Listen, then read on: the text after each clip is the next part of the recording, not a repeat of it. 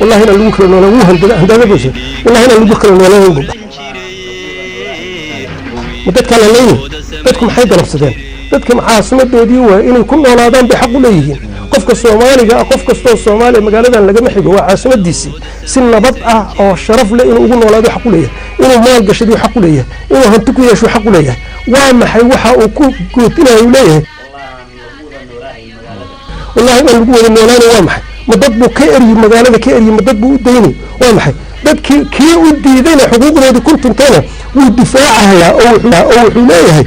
yaa wax laga sheegin war adeer isma qaadato inaad tiraahid xuquuqdoodii baan raadin kii u diidayna inaad tiraahid yaa la taaban waa malaa'ik shaqadaadaad ilaalsanaysa waa garan kara laakiin marka hore waxa qofka shaqaalaha inuu siyaasadda soo galo ma meel siyaasad looga hadlayo inuu soo dhex galo ma afayeen gobolkaad الدفاع أمتي حسن شيخ دفاع أمتي وأنا أتكلم صارت قبل كمسؤولية ديس كذي قبل كمسؤولية ديس وأنا أتكلم صارت قبل كمسؤولية كاسر إنه هنا أحيان حسن شيخ مسؤولية كاسر دولة هو ساتهم دولة هو مسؤول كماها سياسة قرن كذا عايز مسؤول كماها كلبرت الشقة من كلبرت بدكو هدينا أقول رول كودو هبروبلم دولة هو waxaan haysanaa annagu dawlad hoose maaha maamul muqdisho kama hadlayno annagu waxaan haysanaa waxa dawladii dhexe ee wadanka dhan u haysan way qaladaadkiisa qaladaadkaas marka adigu kama jawaabi kartid sababtoo door kuma lihid kama difaaci kartid haddaad wasiir u ahaan lahayd waa garan lahaa sababta haddaad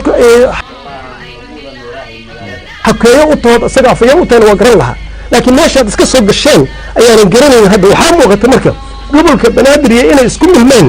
siyaasadii madaxweynaha inay isku mirnaan gobolka banaadir inuu noqday gacan uu adeegsanayo madaxweynaha inay noqotiin mana hastaas sharafka maaha soo ma garad marka waxaan rabnaa inaan idin ogeysiino ku ekaada laga aamus aad way si doonay ay tanku soo istaaga tiri war anigu cayb adiga maqasho war abukaata jeeda maxaa iga maqasheen waxa weeye hoolka dawladda inaan la isku qaso gobol iyo dawladda dhexe inaan la isku qaso hoolka gobolka iyo dawladda dhexe inaan la isku qaso haddii kale waxaa laga marqaati ka ahaya madaxweynaha inuu adeegsanayo gobolkii inuu adeegsanayo xaq dhaqaale u adeegsanayo inuu adeegsanayo xaq maaragtay kambeyn inuu adeegsanayo